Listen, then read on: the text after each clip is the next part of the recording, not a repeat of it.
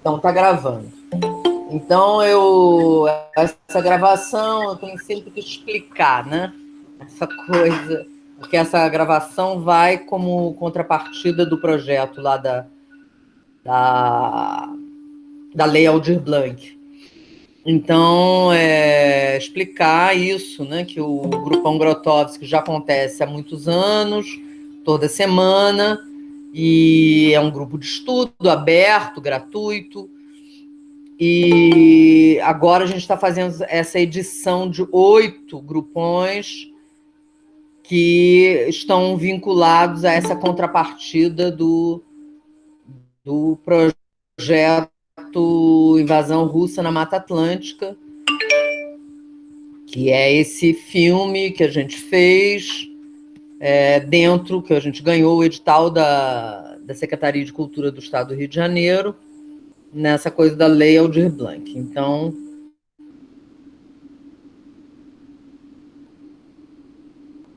sempre no começo tem que falar essas coisas para todo mundo ficar ciente, né, do que é. Então, 8h31. Então, a gente vai começar esse texto, que eu vou ler aqui o que diz a respeito desse texto, para vocês se localizarem, tá? A versão polonesa desse texto. Espera aí, que tá entrando um monte de gente, tá? A versão polonesa, que foi a primeira versão que saiu, essa versão surgiu a partir da transcrição de vários encontros, logo depois da estreia desse espetáculo Apocalipse com Figuras. Então, isso é no período de 1969, 70. Estreou o Apocalipse com Figuras, que depois se tornou o último espetáculo do Teatro Laboratório, porque depois disso o Grotowski se retirou do teatro, desse teatro de espetáculo, né? Então, esse foi o último trabalho. Mas a tradução do polonês para o italiano foi publicada pela primeira vez em 84, na Itália. Então, durante muitos anos, não se teve acesso a esse texto. A partir de 84, então, sim. Então, só para dar um breve assim, histórico da coisa, né? O Teatro Laboratório começa em 59, eles se reúnem nessa cidadezinha mínima no interior da Polônia, em Opol, e ali eles criam, num espaço também muito pequeno, um teatrinho mínimo, que se chamava antes o teatro, quer dizer, durante o primeiro período deles, se chamava o Teatro das 13 Fileiras, exatamente porque tinha 13 fileiras de cadeiras, era mínimo mesmo, era uma sala com elas, essas fileiras de cadeiras. Então, o Grotowski foi para lá e foi convidando alguns atores e foram se reunindo e começaram o processo da criação da companhia, né, do Teatro Laboratório. E montaram uma série de espetáculos. A partir de um certo momento, a partir de um festival internacional, o trabalho deles se projetou no mundo. Eles foram convidados para ir para Paris, num festival, e aí o mundo começou a ver e ter uma atenção especial para o trabalho do Teatro Laboratório. E aí é que se propagou,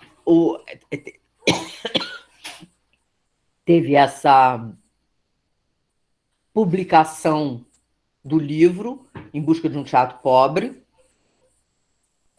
esse livro que existe em português, que agora numa nova tradução se chama Para um Teatro Pobre, apesar da tradução anterior ser Em Busca de um Teatro Pobre, e nas outras línguas todas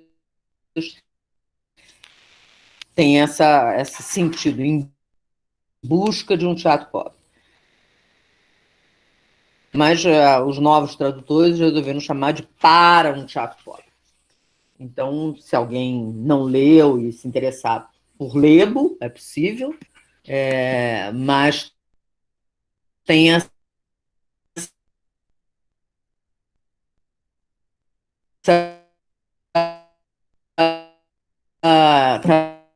tradução nova, essa edição nova se chama Para um Teatro Pobre.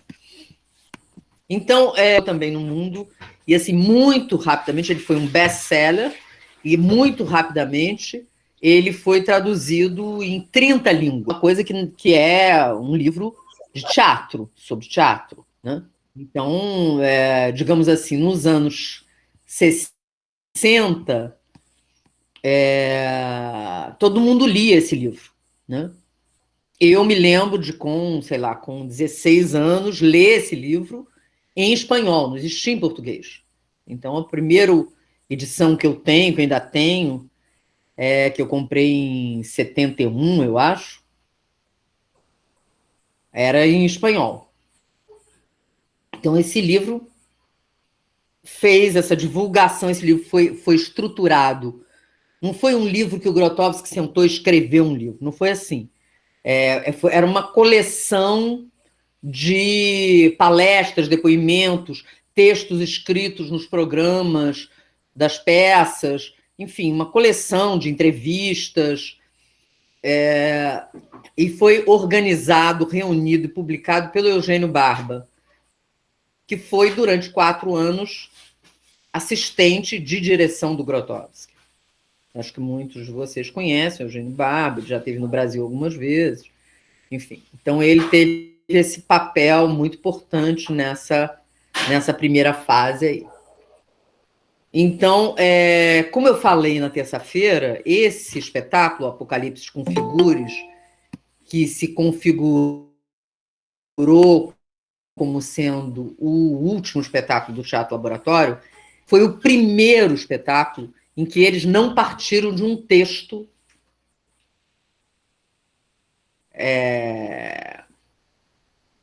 já pré-existente. Eles trabalharam com criação coletiva. Então, é um processo completamente diferente.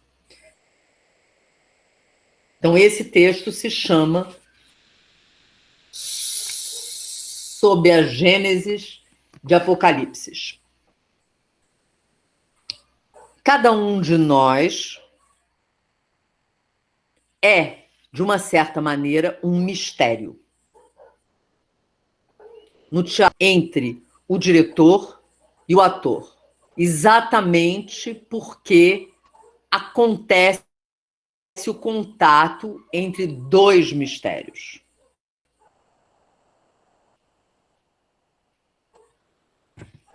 Então, isso é muito particular, né? Esse é o primeiro parágrafo, é muito particular, porque do encontro.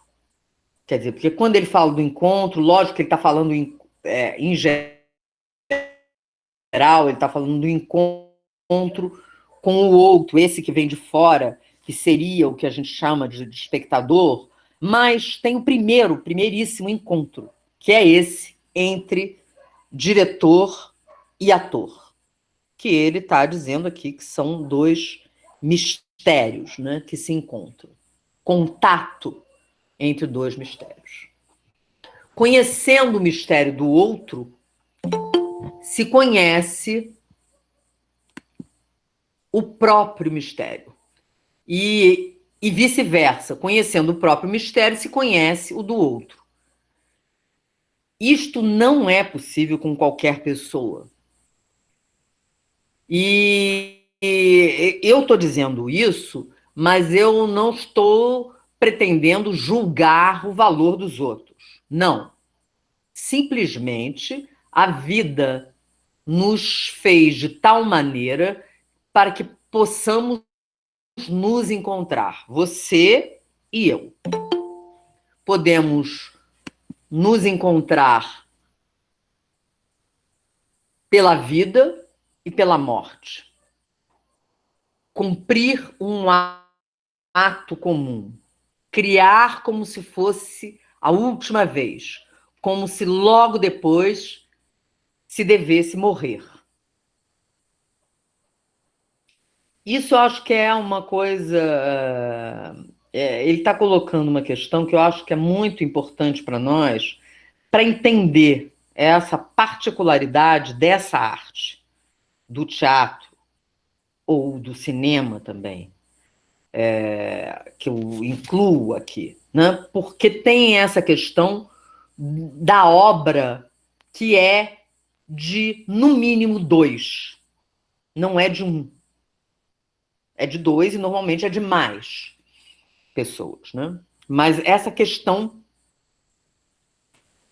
do contato e do encontro. E essa outra questão que ele está colocando aqui, já nesse início, que para mim, assim, particularmente, me toca muito, quando ele diz criar como se fosse a última vez. Como se logo depois se devesse morrer. Isso, de uma certa maneira, eu acredito nisso, que é verdade para muitos artistas. A sensação é que a obra que se está criando, ela exige tudo de você, desse sujeito criador, artista. Você precisa dar tudo, como se fosse a última vez. A sensação é essa, né? Bom, aí ele volta. Pareceria que o encontro fosse o aspecto criativo apenas do teatro. No entanto, se analisam certos fenômenos, por exemplo, na literatura, se podem encontrar numerosas analogias.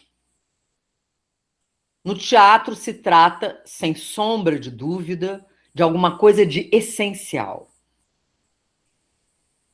Talvez não seja a única via do teatro, mas eu acredito que exatamente sobre esta via nós somos muito, de uma maneira imensa, devorados por aquilo que nós fazemos. Me parece, no entanto, que seja exatamente aquela pesquisa do superamento, da superação, né, para liberar a plenitude do artista, a plenitude criativa do diretor. Então, tem essa questão dessa plenitude que ele está falando, quer dizer, dessa inteireza, desse ato, que depois ele fala do ato total, em outra época do pensamento dele. Eu acho que aqui ele não vai falar disso, mas ele vai chegar a falar disso, do ato total, e ele vai falar também do ato real. Eu acho que a gente vai ter a oportunidade de falar desses dois conceitos dele, que são muito interessantes, né? O que nós buscamos no ator? Indubitavelmente, ele mesmo. Se não buscamos ele, nós não podemos ajudá-lo de maneira nenhuma.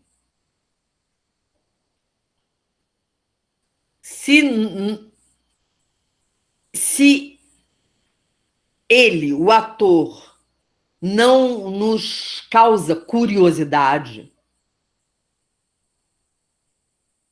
se ele não é para nós alguma coisa de essencial, nós não podemos ajudá-lo. E ele está falando desse ponto de vista dele ali como diretor, né? O que move, né? Então, porque eu na terça-feira falei muito da questão da transferência, né? E ele está de novo falando da transferência. É claro que se Um analista não aceita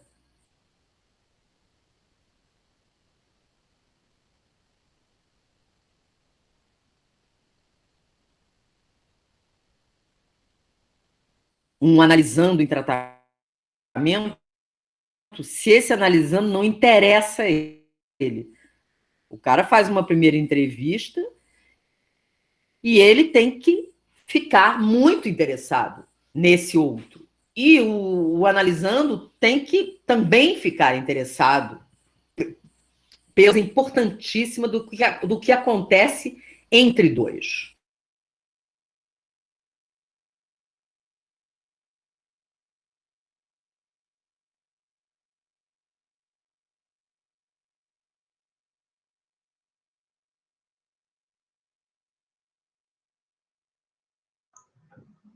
Travou, né? Eu não sei se de repente se desligar as câmeras ajuda a deixar a sala um pouco mais leve. Eu não sei, não sei. É uma sugestão. Dizem isso. Talvez seja mesmo uma sugestão boa. Mas vamos esperar ela voltar, porque ela geralmente gosta das pessoas com a câmera aberta. Eu mesmo fechei a minha, porque aqui estava travando muito. E, enfim, não sei.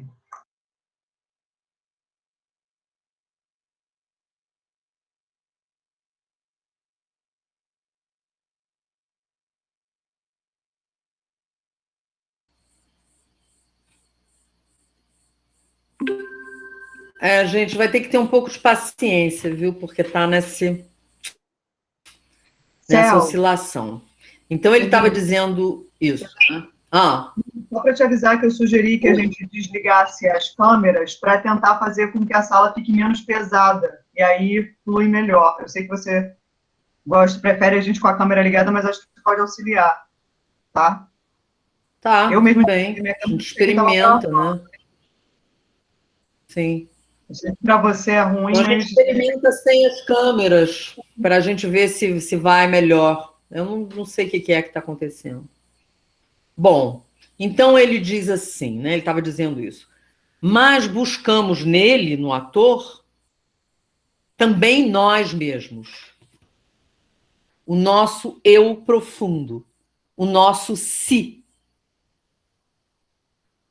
A palavra si, que é absolutamente abstrata, se referida a si mesmo, se ela mergulha no mundo da introversão, ela tem sentido quando se aplica em relação a alguma outra pessoa.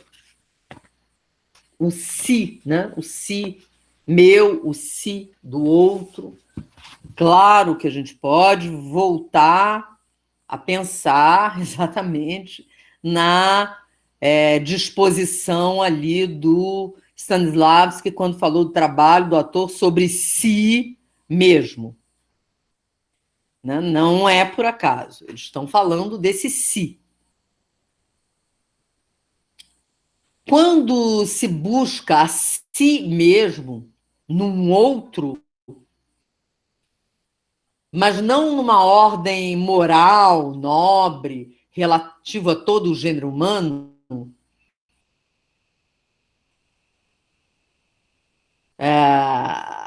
excluindo ao mesmo tempo, em toda a sua seriedade, excluindo a grande, nobre hipocrisia. Nem mesmo esta definição é muito precisa, já que pressupõe, de qualquer maneira, um quê de espiritual. Então, óbvio para mim, que quando ele diz um quê de espiritual, ele está dizendo que é espiritual. Que é completamente espiritual.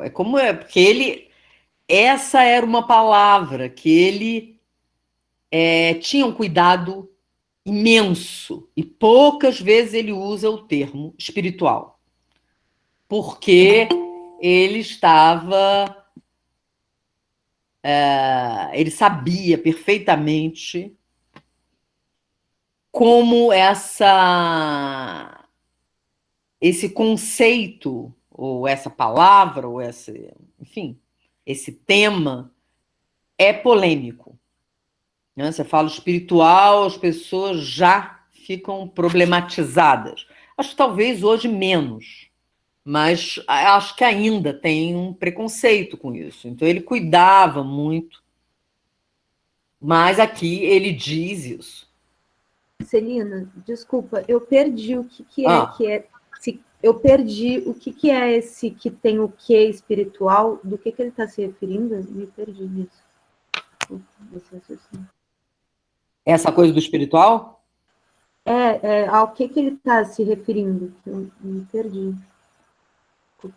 Ele está se referindo, ele diz assim, esta definição, essa busca, quando ele se busca a si mesmo num outro, é disso que ele está falando, essa busca de si no outro. Ah, tá. Tá? Essa pesquisa de si no outro, no contato com o outro. Quando o outro, você encontra o outro mesmo, você está encontrando a si mesmo. O outro não ele tem uma repercussão, né, quando existe um encontro entre duas pessoas. Então, ele está dizendo assim, essa definição não é muito precisa, já que pressupõe, de qualquer maneira, um quê de espiritual. Por isso que não é precisa, porque quando você chega na dimensão, você está falando do espiritual, é muito difícil ter precisão, né? Porque o espiritual é muito mais pessoal, precisar. Aí diz assim, seguramente, certamente, haja aqui o mesmíssimo mecanismo como na vida privada, nas relações entre as pessoas, onde tudo aquilo que é muito espiritual, espiritual demais, muito ideal, no fundo não é autêntico. Exatamente, ele está falando desse cuidado que tem que se ter, né? Porque isso também é um vício, né? Por isso que ele cuidava do uso desse termo espiritual, porque as pessoas usam o termo espiritual e, de uma certa maneira, banalizam o termo espiritual. Então, como essa dimensão do espiritual é uma dimensão enigmática e profunda, e é muito alta a compreensão dela, exige muito da gente, para a gente poder falar até disso, e as pessoas tendem a uma banalização. Então, ele está para a gente entender, tá? Então, quando é muito, ele está dizendo, quando é espiritual demais, ideal demais, no fundo, não é autêntico. No entanto,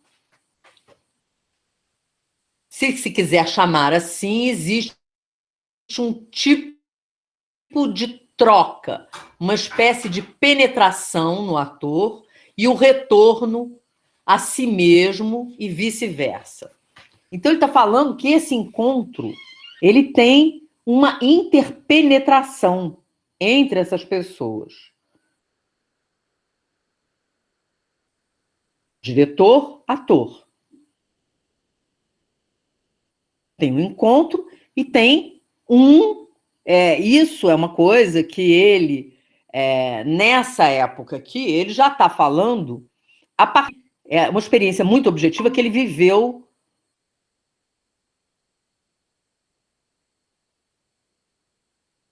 na construção do espetáculo do Príncipe Constante com Richard Sislak.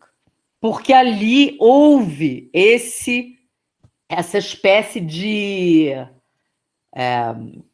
encontro, mas em que eles se plasmaram um no outro.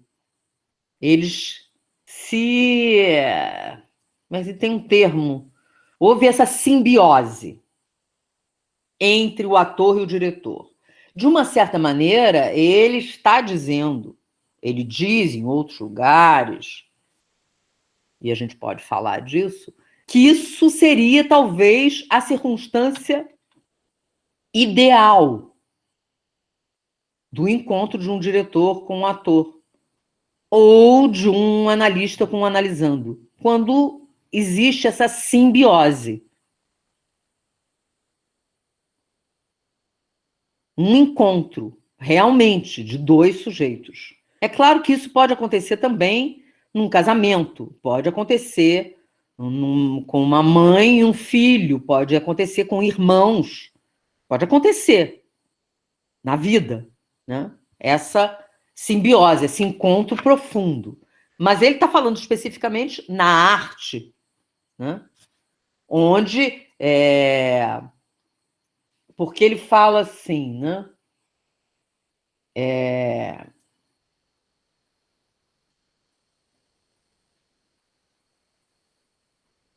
Quando ele fala da arte, ele tem momentos em que ele se refere à arte como uma... Isso nas minhas palavras, tá? Como uma coisa que acontece na vida, mas a arte vem e produz essa coisa que acontece na vida naturalmente. Porque quando ele fala assim, no performer, né, o espetáculo é ritual degenerado. Então ele diz isso, né, que existiu originalmente o ritual. Num momento que ainda não existia arte. Lá, na origem do ser humano. Aí tinha o ritual. Era a manifestação primeira. Que, digamos assim, eu entendo assim, né? Que o ritual é como se fosse a origem de toda a arte. Toda a arte descende do ritual. Então, primeiro tem o ritual. Aí o ritual vai sofrendo uma série de degenerações. Uma degeneração gera o espetáculo. Então, se você vai eliminando, dissolvendo essas degenerações, você vai voltando pro original, pro originário, pro ritual, para alguma coisa, ou você vai pelo menos tocar alguma coisa disso. E nessa origem do ritual, na humanidade, tem esse encontro de um com o outro. De alguém que faz e alguém que olha. Isso é muito importante, né? Ou alguém que escreve, o outro que lê, um que pinta e o outro que vê, um que toca e o outro que ouve. São sempre dois, né? São sempre dois, no mínimo. Quando analiso o trabalho do ator, na realidade, analiso a mim mesmo. Mas tem mais.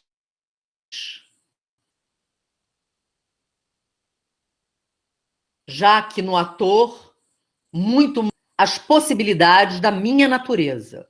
Me aproximo dele e digo, age. Se não tem esse interesse humano, não acredito que se possa ser diretor. No máximo, se pode ser um metteur en scène, um encenador, digamos assim, em português. Então, ele vai separar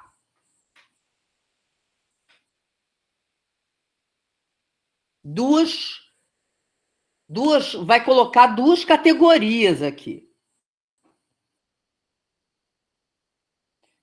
Que hoje em dia a gente chama de diretor de espetáculo. Hoje em dia se usa essa classificação. Mas se pode falar também do diretor e do encenador, que podem muitas vezes serem sinônimos. O mais preciso é quando se fala do diretor pedagogo, porque o diretor pedagogo é esse que trabalha com o ator prioritariamente. O espetáculo é alguma coisa que dali derivará, mas sobre o qual não se está trabalhando.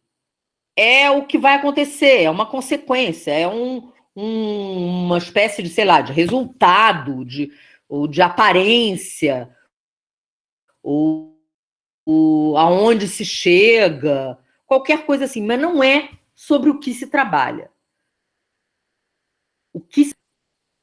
Então, existe no mundo contemporâneo diretores que estão nessa linhagem do diretor pedagogo e muitos mais os que estão em outra linhagem, que é essa do diretor encenador.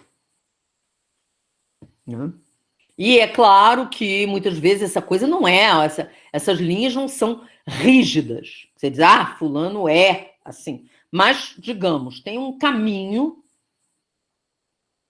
que é bastante claro nesse sentido, do caminho do diretor pedagogo. Então, eu vou repetir a frase dele, ele diz assim, se não existe tal interesse, né, ele diz assim, me aproximo do ator e digo, age. Se não existe esse interesse humano, não acredito que se possa ser diretor. Diretor no sentido profundo. No máximo, se pode ser um metteur en scène, um encenador. É claro, ele fala numa entrevista que tem ela em vídeo, ele diz que no início ele tinha, antes de se tornar diretor de teatro, ele tinha uma dúvida. Ele ficou entre 3 coisas para ele fazer na vida: ser diretor de teatro, ser um estudioso do yoga e ser psiquiatra. Eram 3 hipóteses que ele tinha. Porque eram as 3 hipóteses que davam conta do que interessava realmente a ele, o ser humano. Estudar o ser humano. Ele podia estudar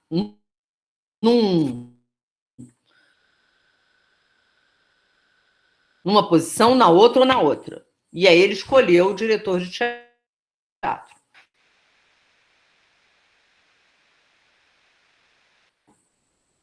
Né? E quando ele diz psiquiatra, é disso que ele está falando, né? Do interesse pelo ser. Porque eu não vejo as caras, eu não sei o que está acontecendo, eu não ouço ninguém. Mas realmente eu acho que cai menos a conexão, assim, sem as câmeras todas. Mas é triste, eu fico aqui muito triste. Então ninguém quer perguntar nada, falar nada, discordar de nada. Bom, são esses os motivos. São esses os motivos pelos quais o ator deveria se recusar a agir com a sua personalidade conhecida pelos outros. Elaborada, calculada, preparada para os outros como uma máscara. Está dizendo que o ator devia se recusar. De resto, frequentemente se trata não de uma personalidade, de mais de 2, 3, 4. Pela mesma razão, eu pude descobrir que ele deveria buscar aquilo que com Teófilo de Antioquia eu chamava O Seu Homem. Mostra-me o teu homem e eu te mostrarei o meu Deus. Então, ele aqui cita o Teófilo de Antioquia, que eu não sou especialista, né? Mas é um teólogo cristão, lá de 2000 anos atrás, quase, que viveu na Síria. E é muito interessante. Eu já li alguma coisa, mas eu não tenho a menor condição de falar sobre Teófilo de Antioquia, tá? Não... Eu sei que tem essa coisa clássica, né? Que ele diz, mostra-me, o Teófilo diz isso, né? Mostra-me o teu homem e eu te mostrarei o meu Deus. Então, ele está falando dessa coisa do desnudamento, da exigência para o ator de se desnudar diante do diretor. E, claro, o diretor também vai ter que se desnudar, porque não existe só um se desnudando. Isso não tem. É um negócio que é entre, né? Esta liberação do próprio homem, ou melhor, a sua aceitação, acontece por si só. Muitas vias conduzem para isso. Cada uma é diferente. Diferente não apenas para cada um individualmente, mas diferente também para cada processo criativo. Em Apocalipse com Figuras, que é o título desse último espetáculo, né? Isso era ainda mais evidente do que em qualquer outro espetáculo nosso. Não apenas eu, mas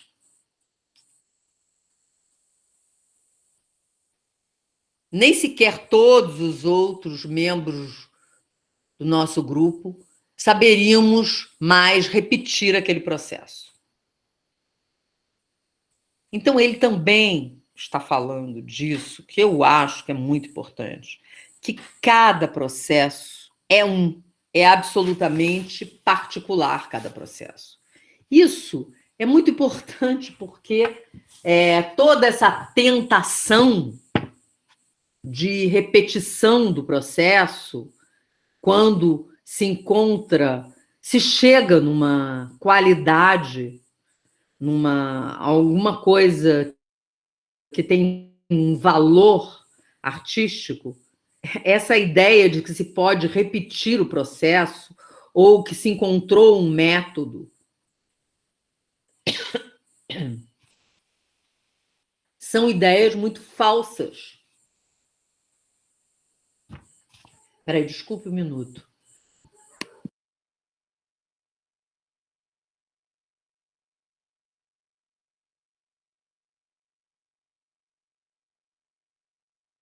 Desculpem, eu estou pedindo aqui um chá, porque eu estou com muita tosse. Então, isso é muito importante o que ele está dizendo, que eles não, nem ele, nem os atores, ninguém seria capaz de repetir aquele processo. Porque não tem como.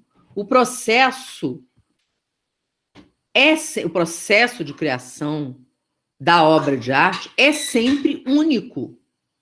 É claro que podem ter elementos que se repetem, mas o processo, ele é único. Não tem como repetir o processo.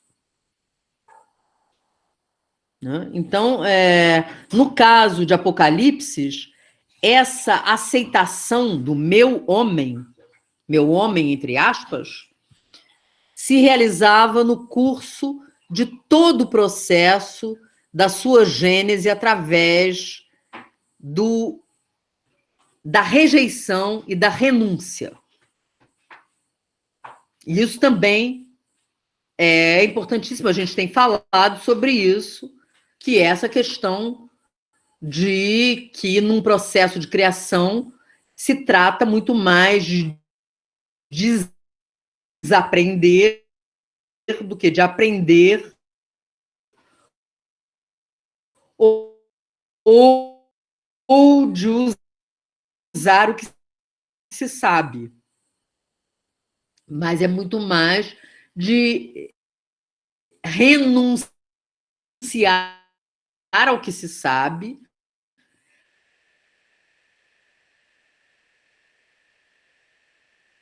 recusar o que se sabe,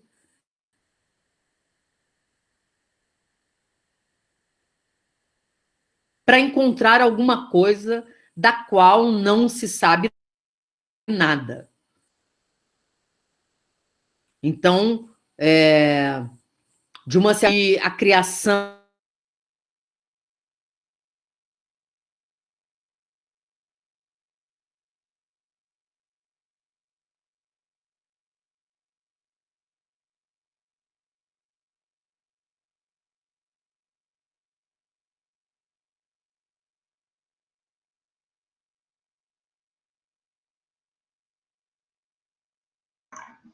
Travou? Sim. Travou, para mim também travou. Parece que sim.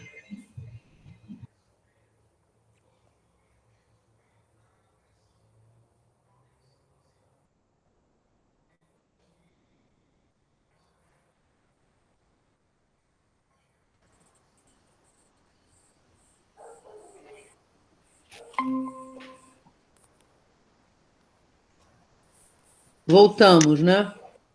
A gente perdeu você quando você falou da você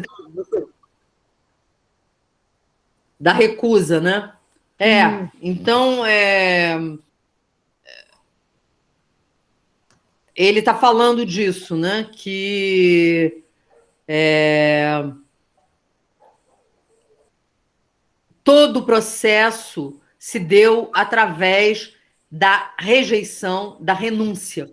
Então, isso é uma coisa muito importante, né? No processo de criação artístico. Essa coisa de renunciar sempre, para não se entrar com coisas que já se sabe. Porque, de uma certa maneira, a gente pode dizer isso, que o campo da criação, a criação se dá neste lugar do não saber. É onde não se sabe é que se cria.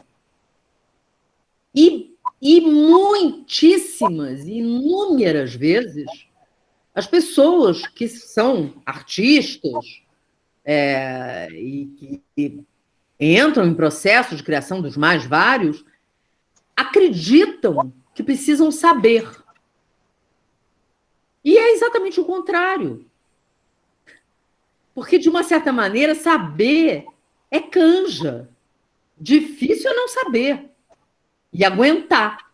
Ficar no não saber e agir frequentando esse lugar do não saber.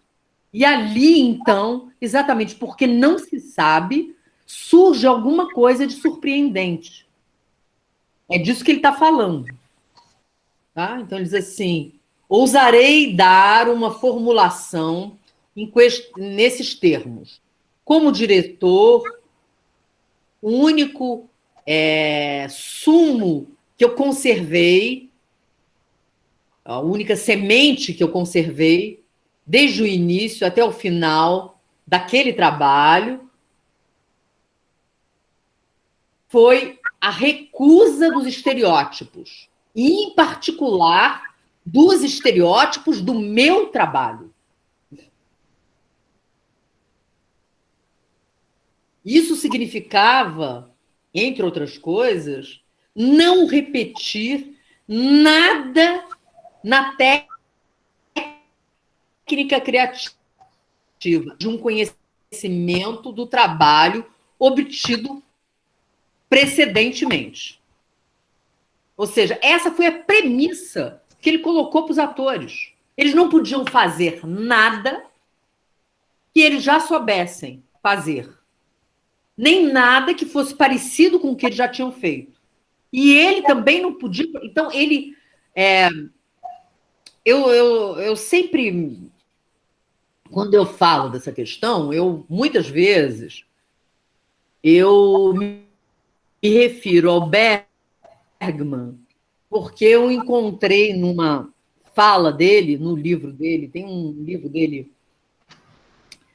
esqueci como é que é o nome, o livrão dele, que ele relata todos os processos dele em todos os filmes, que é um livro genial. E ele, quando ele vai falar do filme, como é que é o nome? Sonata de Outono. Quando ele vai falar do Sonata de Outono, ele diz assim: o Sonata de Outono não é um Bergman legítimo. É um filme à la Bergman. E ele tem muita coragem para dizer isso. Porque é um filme que fez um sucesso extraordinário, que ele ganhou prêmios, é considerado uma grande obra. Oi? Oi? Oi?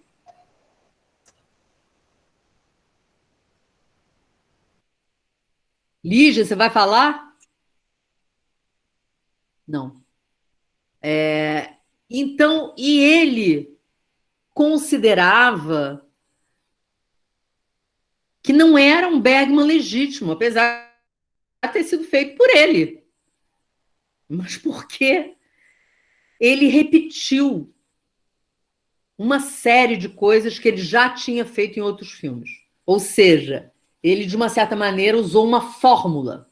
E ele fala, então, dos outros cineastas. Ele diz assim, todos os cineastas fazem isso. O Buñuel tem filmes à la Buñuel, o Fellini tem filmes à la Fellini. Ele diz assim, o único que não faz isso é o Kurosawa. Todos os Kurosawas são legítimos. E eu acho muito interessante essa fala toda dele, porque chama muito a nossa atenção para essa questão, para esse problema.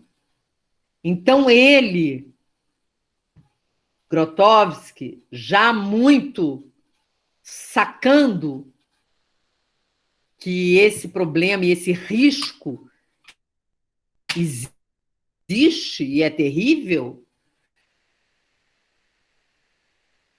a premissa que ele propôs para os atores, quando eles começaram esse processo, foi de recusarem completamente não construir nada sobre a base de um conhecimento do trabalho obtido precedentemente.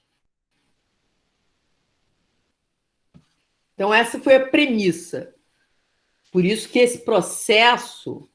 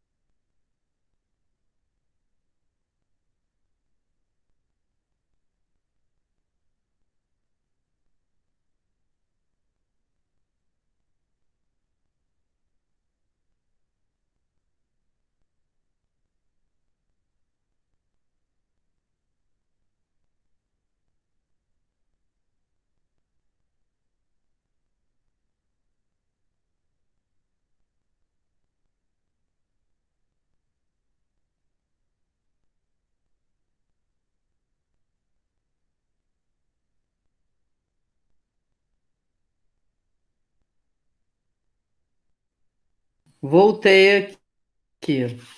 Tá difícil, né? Mas vamos adiante, né? Então ele diz assim: eu tinha apenas um princípio. Se alguém está em ação no curso do processo criativo, se não faz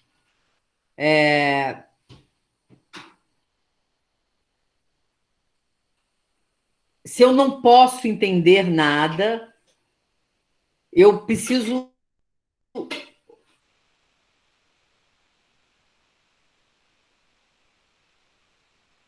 olhar. Devo permitir que ele, o ator, né, agir ditado pela sua necessidade o quanto ele quiser. E, sucessivamente, se eu sinto que ali tem alguma coisa de vivo, em algum momento, posso, então, não entender, mas deverei voltar a ele naquele ponto, junto com ele. Perguntar, pedir para que ele mostre mais uma vez como tocou aquele ponto e que dali ele comece isso e se torne e permaneça fiel a isso. Mas se o ator sentia que ali não tinha nada, eu não o obrigava a voltar. Às vezes, só o tempo é o juiz. Se diz com uma definição fria que os parceiros vão julgar. Mas não se trata realmente de parceiro. Quando se trabalha com alguém 8, 9, 10 anos, não se trata mais de parceiro, e sim de pessoas próximas, vizinhas.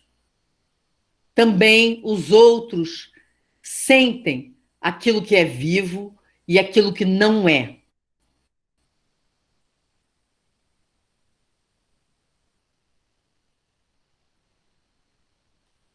E também assim podemos nos conhecer. Mas acontecia também que estivessem duas pessoas. Um guiava a improvisação, o outro devia ajudá-lo. Se diz, então, que tudo é para aquele que guia. O outro deve apenas fazer a parceria. Uma vez. Então, se repete uma segunda vez. E então tem uma troca.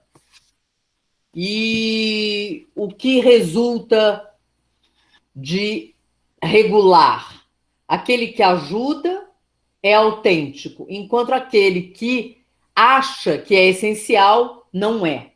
Então, isso é um problema que acontece sistematicamente no processo de improvisação. Porque nesse modo de trabalhar com a improvisação, a exigência da humildade é extrema. Então, aquele que guia facilmente cai num lugar de falta, talvez, de humildade. E aquele que está ali só para ajudar o que está guiando, como ele está ali só para ajudar, ele é autêntico e ele faz alguma coisa que é surpreendente. Então, às vezes, até num espetáculo de teatro, a gente pode observar isso. Tem o ator principal fazendo alguma coisa histriônica e de uma certa maneira exibicionista, e tem um ator que está fazendo um pequeno papel, que apoia o papel principal e que faz alguma coisa que realmente é de uma beleza extraordinária. É simplesmente por isso, porque ele escapou desse lugar exibicionista. E sou eu que estou falando, né? Porque eu sempre acho que a questão do exibicionismo é uma questão gravíssima para o ator. Por isso, o trabalho do ator sobre si mesmo, que precisa ser feito para o sujeito poder minimamente identificar isso nele, porque nós todos temos algum traço, alguns mais graves, alguns patológicos e alguns pequenos traços, mas é difícil encontrar uma pessoa, e é claro que existe, mas é bem raro você encontrar uma pessoa que não tenha nada de exibicionismo. É bem difícil. Então, a gente tem que tratar disso o tempo todo, porque se tem alguém sensível na plateia, é constrangedor assistir ao show do exibicionista, né? Mas acontece muito. Mas como saber? É, inclusive, difícil fazer a pessoa saber. Se trata muito mais de conhecer milhares e milhares de erros, até que numa enésima vez, existem momentos tais no trabalho em que é necessário ceder a um tipo de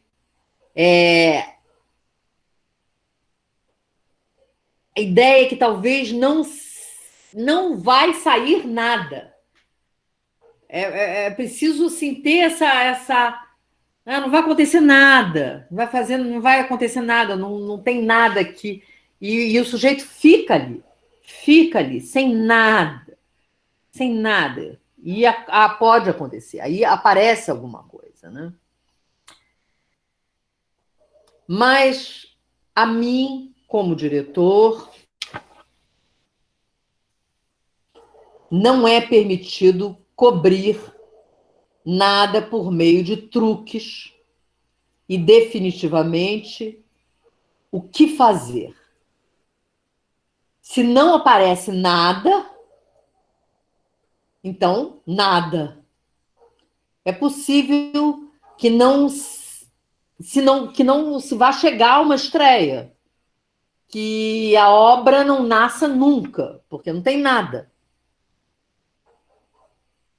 Então, a gente não deve ajustar, remendar, consertar nada do momento em que a coisa está morta.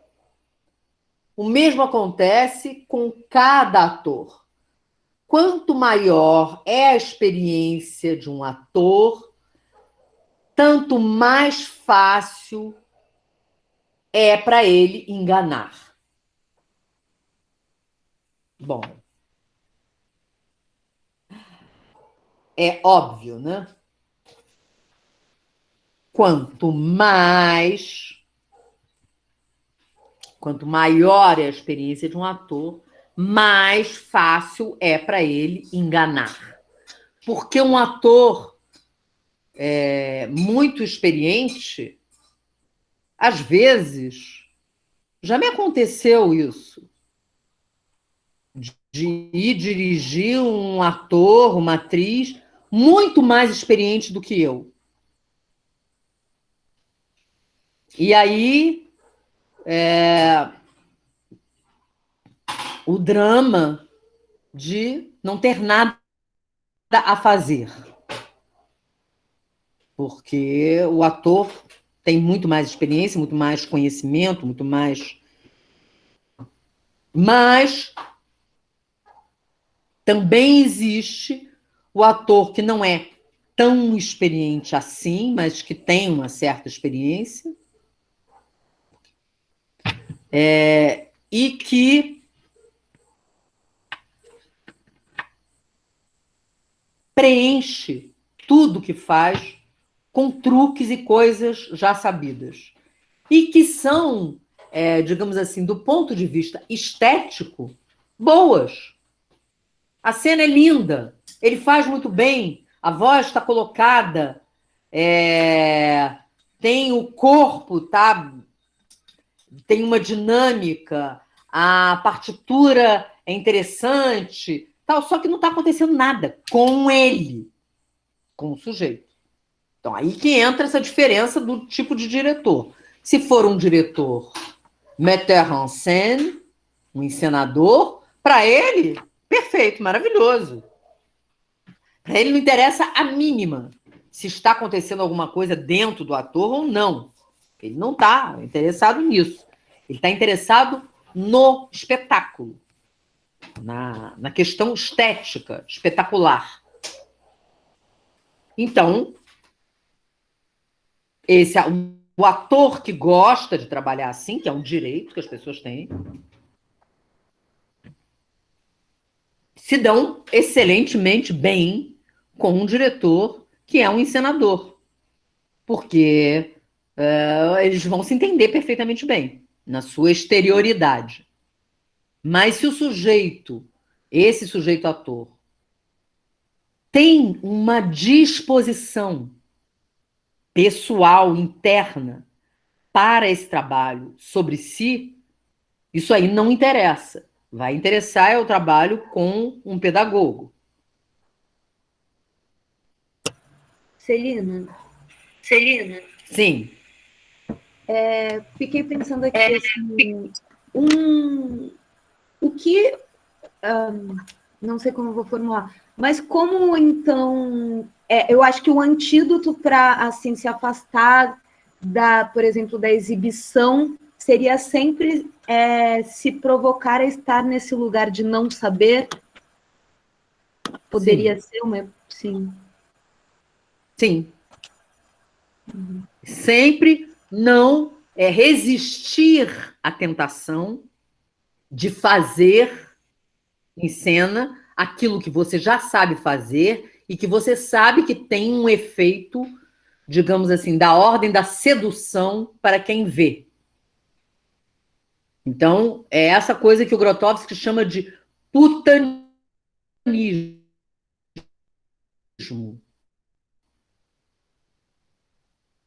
no ator. Ele diz que existe isso, esse movimento do putanismo, que é isso, né? Quer dizer, fazer na cena aquilo que se sabe, aplauso, que vai ganhar o prêmio, que os críticos vão dizer maravilhas.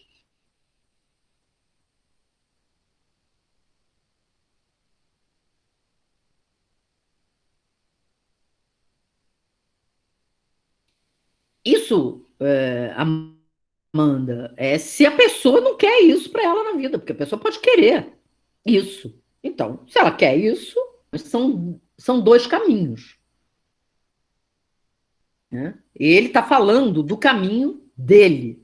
E ele não está julgando o outro caminho. Ele não está dizendo que o outro caminho é ruim ou não deve fazer. Não é isso. Ele está falando do dele. Ele só pode falar do dele, né? E ele diz que isso, quando ele fala dos atores, num outro texto, ele diz que isso é, de uma certa maneira, tem a ver com o temperamento do ator. O que ele quer como ator? O que ele quer para ele como ator, né? Então ele diz assim, né? Voltando, quanto maior é a experiência de um ator, tanto mais fácil para ele é enganar. Pode esconder tudo com aquela sua mentira cotidiana. Pode recitar de uma maneira muito bela, mas sem se revelar. Mas se também ele se decidirá pela renúncia, não sei, não consigo, não posso representar, não vou me realizar, ele cumprirá alguma coisa de grande. Apenas através dos embates, dos desafios, nós podemos aprender. Só através dos desafios podemos aprender. Essa frase Tá aqui sublinhada, eu devo ter sublinhado há anos atrás, porque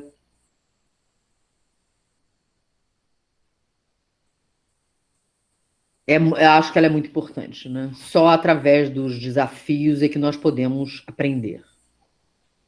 Repito, Celina, desculpa. mais uma vez, não... Oi. Você pode repetir essa parte um pouco antes da frase, por favor?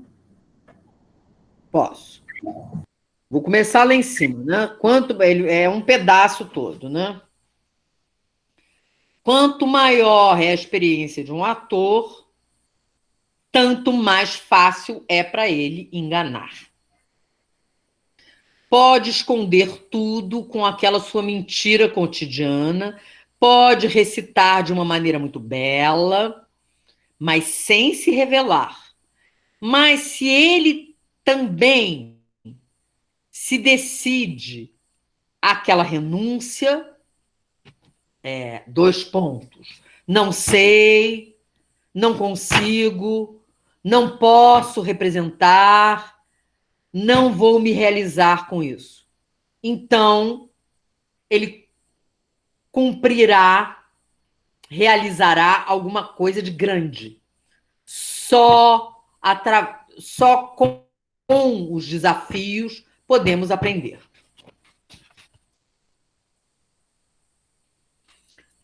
Então, essa coisa de abdicar,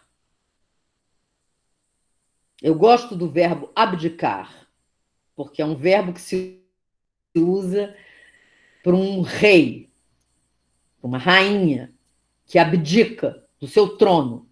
Então, se você fala desse sujeito exibicionista, se ele abdicar desse seu trono de exibicionismo, aí, sem o trono, desnudo, sem coroa, sem cetro, sem trono, puro, aí ele alcança alguma coisa. Mas isso é um desafio,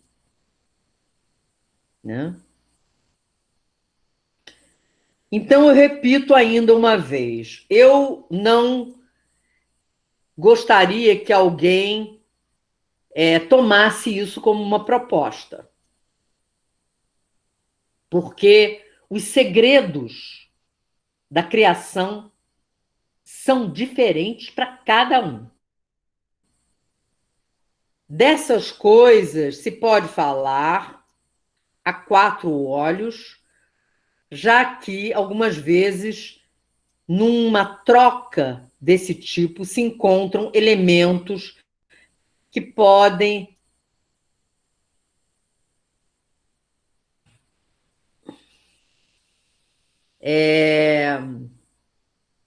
alcançar alguém, às vezes,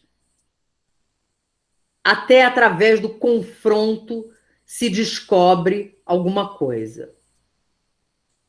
Além do mais, não se pode falar, neste caso, de um saber objetivo.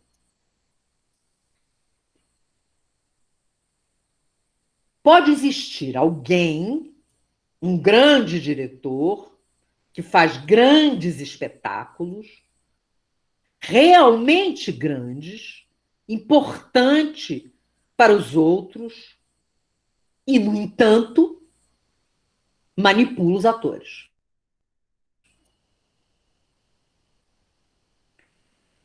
Se o ator está de acordo, não tem nada de mal. Mas no trabalho do qual eu estou falando, o diretor deve renunciar a criar sozinho. Existe alguém mais importante do que ele. Isto é essencial. Porque nesse teatro, nessa arte que ele está falando, realmente o ator é mais importante. Nesse sentido, o diretor é um servidor do ator. Eu, às vezes, fico pasma quando eu vejo um ator de uma certa maneira, invejar o lugar do diretor. Eu acho surpreendente, porque eu acho que se inveja não tem a menor ideia do que é.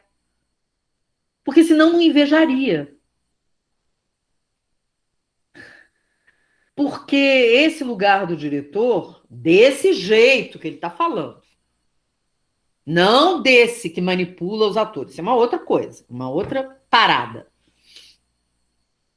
Mas desse que ele está falando, esse lugar do diretor é um lugar duríssimo, dificílimo.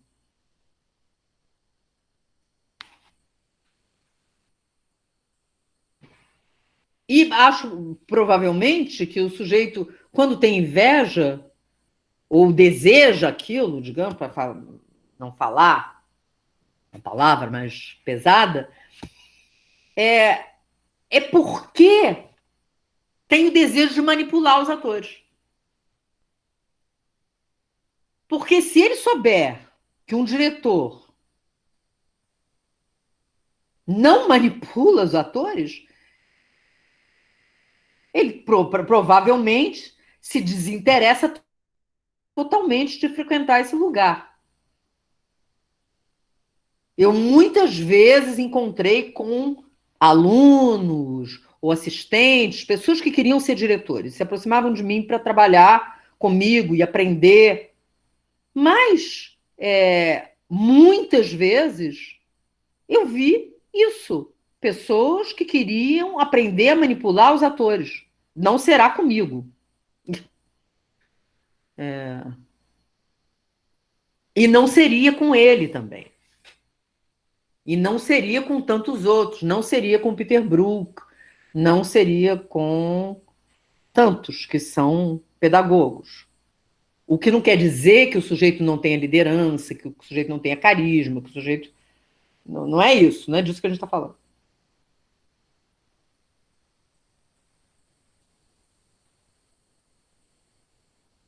Então, ele termina esse parágrafo dizendo: existe alguém mais importante do que ele. Isto é essencial. Nós éramos tentados,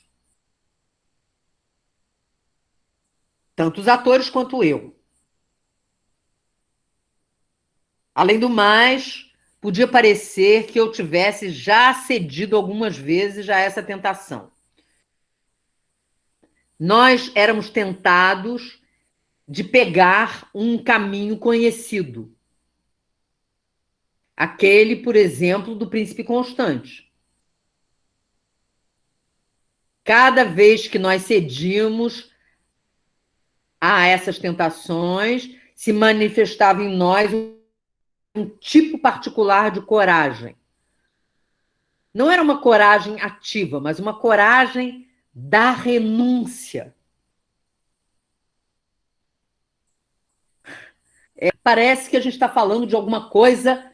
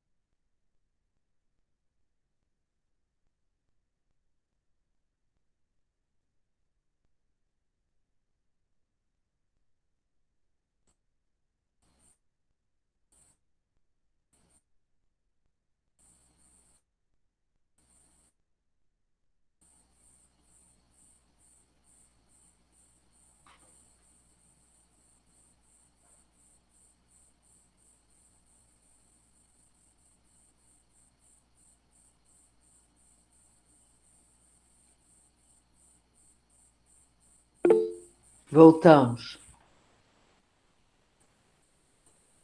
Então, ele fala dessa coragem da renúncia. É uma coragem muito especial, né? Essa coragem da renúncia. Se pegava inicialmente um caminho, mas logo era preciso abandoná-lo. Se pegava apenas porque não víamos outra solução. E aconteceram numerosos abandonos desse tipo. Como foi possível preparar um espetáculo sem um texto de partida? Simplesmente porque uma outra via não era possível. Nós tínhamos começado o trabalho com o texto de Samuel Zborowski, de Eslováquia. Um texto teatral, chamado Samuel Zborowski. Ou sei lá como se diz isso em polonês. Um texto muito preciso, pensado como um bom trampolim e com pleno conhecimento de que se tratava apenas de um trampolim. Que no curso do trabalho nós poderíamos abandonar. Aconteceram coisas as mais várias. Nós tínhamos feito vários estudos cênicos, né? Tudo isso era uma resposta ao desafio que o texto colocava. Era interessante, mas, ao mesmo tempo, tanto para mim quanto para os atores, era evidente que nós estávamos apenas prolongando o caminho conhecido, que aquele texto não era uma semente nova. Era também evidente que no curso de alguns estudos se liberava alguma coisa parecido com uma radiação.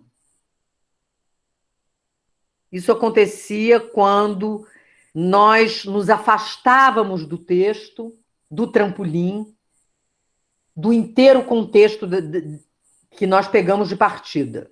Por exemplo, Samuel e o advogado, dois personagens do texto do Zborowski, interpretados pelo mesmo ator, que é o Jarokowski. Ele interpretava dois personagens, Samuel e o advogado. Começavam a adquirir uma realidade plena só quando Antek, que é o ator, aquilo que Antek fazia não tinha nenhuma relação com o texto de Zborowski e com o nosso texto. Enquanto tinha uma relação evidente, pelo menos para mim, com um papa ortodoxo. O mesmo acontecia com os outros atores. Então, o que ele está falando aqui é meio complicado isso, né, essa parte do texto, mas ele está dizendo isso, né, que ele tinha esse texto original sobre o qual eles estavam trabalhando, eles se propuseram a trabalhar, usar como trampolim, para encontrar alguma coisa. Mas eles não encontravam, eles estavam dando voltas, porque anunciavam aquilo tudo, começavam de novo. E isso foi um processo assim o tempo todo. Isso é sempre uma coisa bem difícil que eles fizeram e que eu estudei essa questão que ele narra aqui nesse texto, porque eles tiveram essa coragem de chegar a um momento e ter um espetáculo, fazer uma estreia para convidados, as pessoas acharem incrível, extraordinário, eles verem que se eles estreassem com aquele trabalho e eles levassem para o mundo, seria um sucesso extraordinário, mas eles precisaram ser sinceros consigo mesmos e admitir que aquilo que eles estavam fazendo, eles já sabiam fazer. Então, eles desmontaram aquilo tudo, não estrearam e voltaram para a sala de ensaio. Fizeram essa renúncia. É dificílimo, né? Quer dizer, eu não sei se... mas o Peter Brook fala também de momentos em que ele desiste de tudo que já costurou, já mandou fazer, já construiu, já está pronto. Ele diz, não, tira tudo isso, não é nada disso. Né? Então, mas são poucos que têm essa coragem. Principalmente quando o sujeito percebe que esteticamente é genial e vai fazer um super sucesso. E o cara tem a coragem de renunciar àquilo tudo e os atores junto com ele, todos juntos, renunciarem e começarem do zero de novo. Isso é um exercício que nesse plano, assim, de um espetáculo todo pronto, e aí renuncia, eu vejo que é muito difícil chegar nessa condição. Mas eu vejo que é possível, numa condição, assim, pessoal, artística, e a gente sabe de quantos pintores que com um quadro pronto pegam um balde de tinta branca e passa por cima. De quantos escritores que rasgam quase que um livro inteiro e começam de novo. Isso é uma coisa que existe na arte. Isso não é uma balela. Ele está falando aqui numa coisa que não é só com ele. Com todos que têm um compromisso com a arte. Mas, de uma certa maneira, isso tem a ver com essa ideia dele, eu acho, do ator santo. Porque tem uma certa santidade nisso, né? Nessa coragem da renúncia. É uma operação difícil, de difícil realização. Né? É muito exigente isso, né?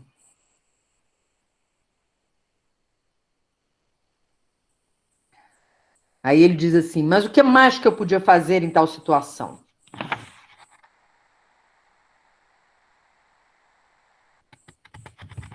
Eu podia, apesar de tudo, lutar para realizar Samuel Zborowski, mas eu sentia que tudo que era ligado ao tema inicial estava morto, que podia existir apenas como pura técnica. Então, o que eu fiz? Para ganhar tempo para mim e para os atores. Eu fazia outras propostas em torno de Samuel Zborowski. Rediscutia com o arquiteto a questão da cenografia, dos figurinos. Nós tínhamos, inclusive, elaborado essa cenografia. Foram realizadas no laboratório. Tudo aquilo levou muito tempo. Enquanto isso, eu pensava, o que eu posso fazer? O que eu posso fazer? Eu pensava, inclusive, que os objetos pudessem conduzir a alguma coisa. Mas se não pudéssemos ser conduzidos pelos objetos, talvez acontecesse um milagre. Se apenas a gente não tinha pressa. Talvez vão ter portas que vão se abrir, eu pensava. Talvez eu esteja apenas cansado, estéril. Talvez as minhas faculdades criativas tenham secado. estejam áridas, eu não tenha mais faculdades criativas. Talvez se trate apenas do jogar,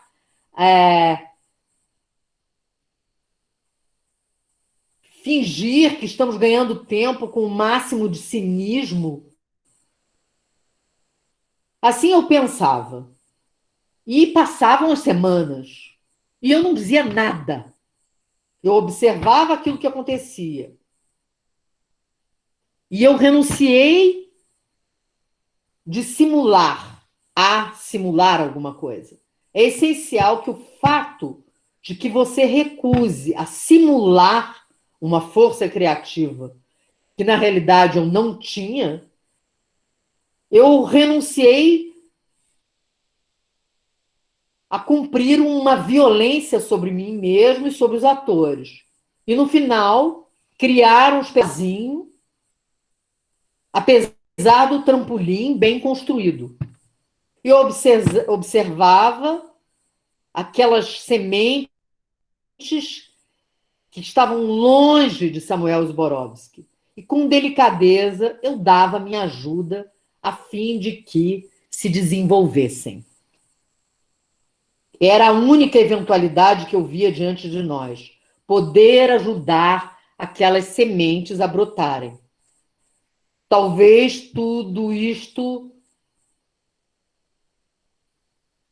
tivesse sido encontrado, apesar de tudo, com Samuel Zborowski, ou talvez tudo tivesse acabado e tivesse fechado, talvez tivesse sido necessário recomeçar de qualquer maneira, mas era preciso verificar, era preciso ajudar a viver aquilo que nascesse espontaneamente.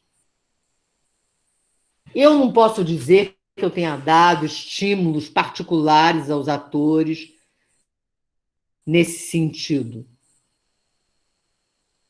Eu fazia apenas porque eu via que alguma coisa estava suspensa no ar. Eu fazia tudo para ajudá-los a reencontrar aquele elan que tinha neles, para depois vivificá-los. É um depoimento muito assim, muito franco dele, né? Dessa crise, né? Eles tiveram uma crise de criação terrível, né? E ele vai descrever a seguir toda a crise milimetricamente até o final do texto. Esse texto é longo.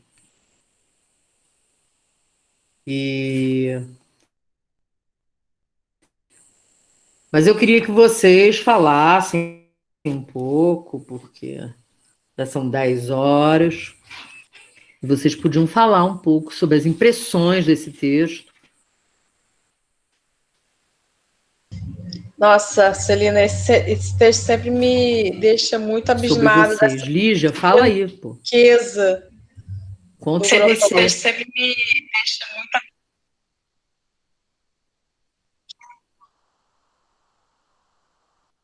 É. Tá dando para me ouvir? É. Realmente. Eu comecei a ouvir você falar, Bruna. Eu tô ouvindo. Você falou da Não, só ele tava falando que eu acho né? muito franco. Ele vai explicando em detalhes coisas assim, eu acho que é muito generoso da parte dele, porque a gente podia nunca descobrir que teve todo esse perrengue, vamos dizer assim, né? Toda essa perrengue no sentido, porque pode ver o espetáculo é um sucesso e pronto, mas e o que aconteceu, né? O que foi cavado ali, construído e abdicado? Eu acho esse texto muito interessante por isso.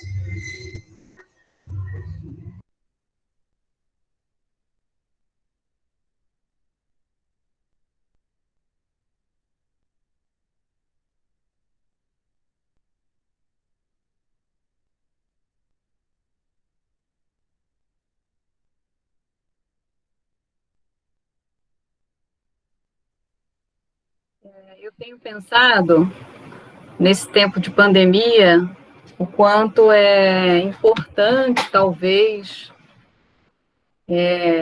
estimular o entusiasmo das pessoas, especialmente no que diz respeito aos processos, assim. Eu acho que esse texto, ele é um estimulante, assim, de coragem, de persistência, de dedicação. Eu acho que, especialmente na pandemia, onde muita gente paralisa, né? Então, é importante falar dos processos. É pena que a Celina caiu, eu acho, mas, enfim. Depois ela volta, eu falo de novo, talvez, resumida.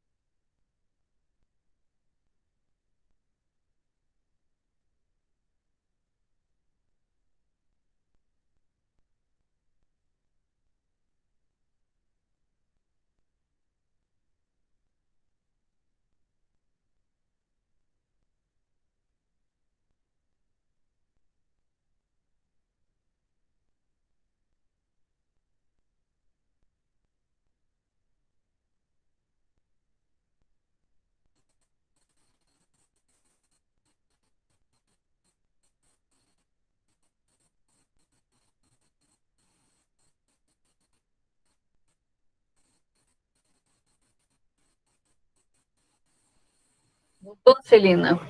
Está voltando?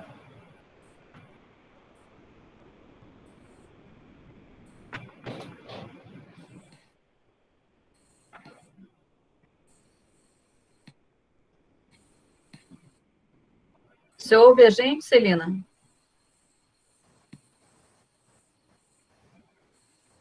Oi, Celina.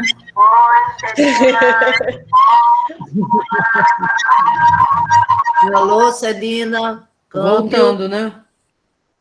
Mas eu estamos vou. Aqui. Vocês estão me ouvindo? Sim. Sim. Caiu. Estador. Céus. A Mariana estava falando. Caiu de novo.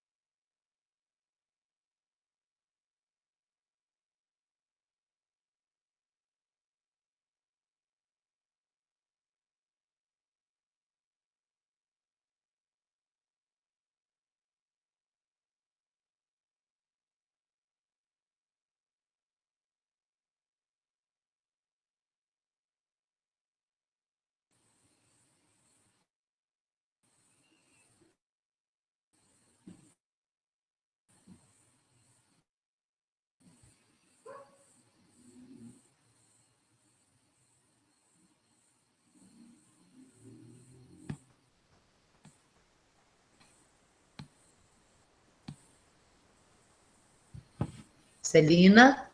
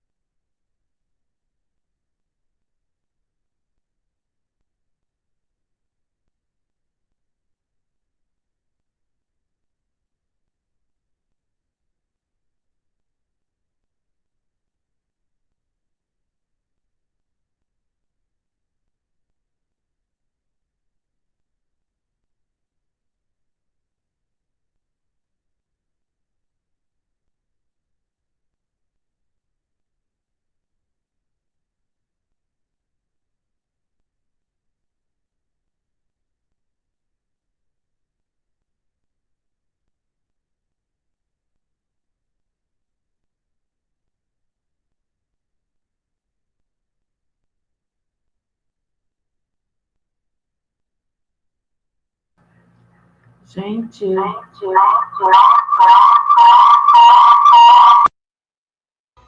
Ana subiu no topo da montanha para chamar Celino, tem eco.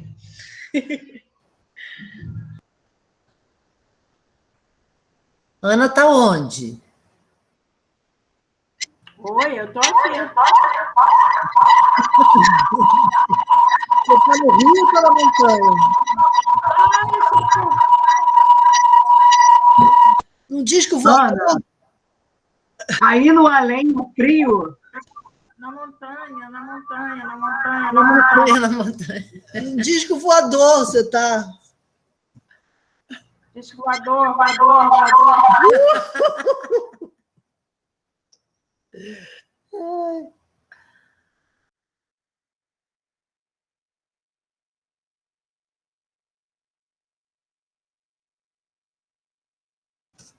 Será que a nossa mistagoga vai voltar? Gente, eu vou tentar resolver. Oba!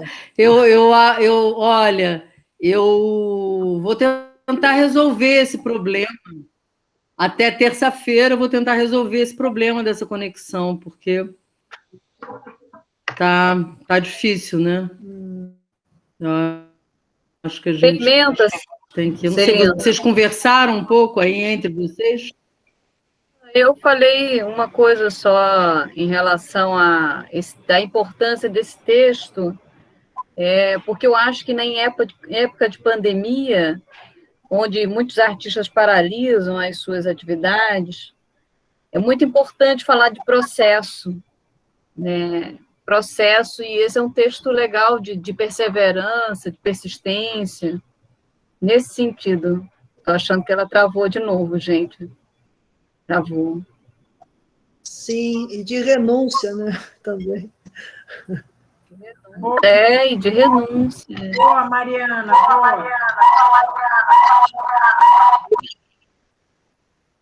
A pessoa recebe 3 vezes a mesma. Me elogia aí, Ana, por favor, me elogia aí, para poder... Você é linda. Eu te amo. Eu te amo também. Se eu não tô, todo mundo fala, né?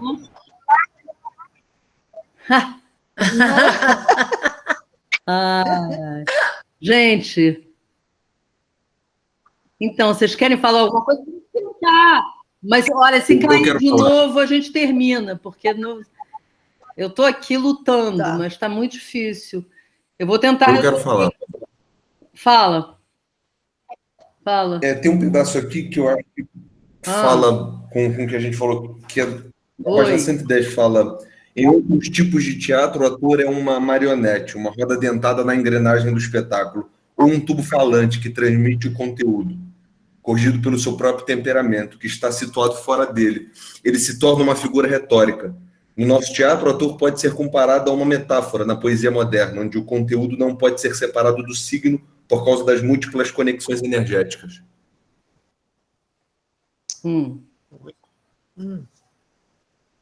Era só isso, eu achei que tinha a ver com o que a gente está falando. Sim. Isso é do Teatro Pobre? Não, é da sua tese, página 110.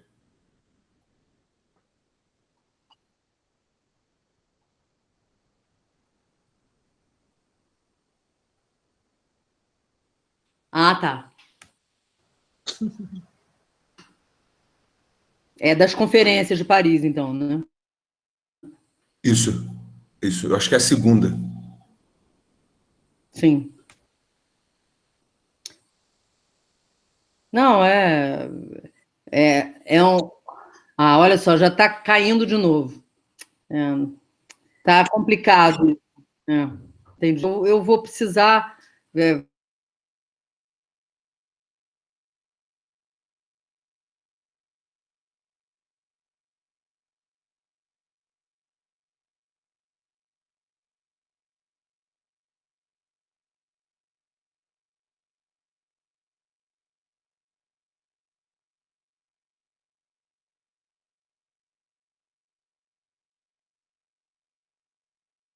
Buenas noches para todos. Hasta luego.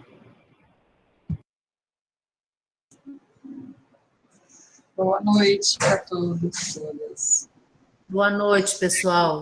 Boa noite. Boa noite. Boa noite. Boa noite, chamados, queridos. Boa noite. Boa noite, amor. Meu grande amor. Cadê a Ana dando boa noite? Boa noite, noite. Boa noite, gente. Eu vou tentar resolver aqui, porque surgiu essa hipótese de que isso esteja acontecendo, porque eu estou usando o outro servidor, o servidor da UF, que grava. Porque quando usava o outro que não gravava, não acontecia isso. Mas a gente precisa gravar. Mas talvez a gente possa gravar de um outro jeito. A gente tem que descobrir um esquema aí, então. E testar se pelo Gmail normal, se não vai acontecer isso. Tá gravando. Tá? Saquei. Então, gente. Beleza? Tá bem. Grata. Muito obrigada. Obrigada, Celina. Beijo. Beijo. Beijo. Beijo, Gente. Beijo. Fundamental.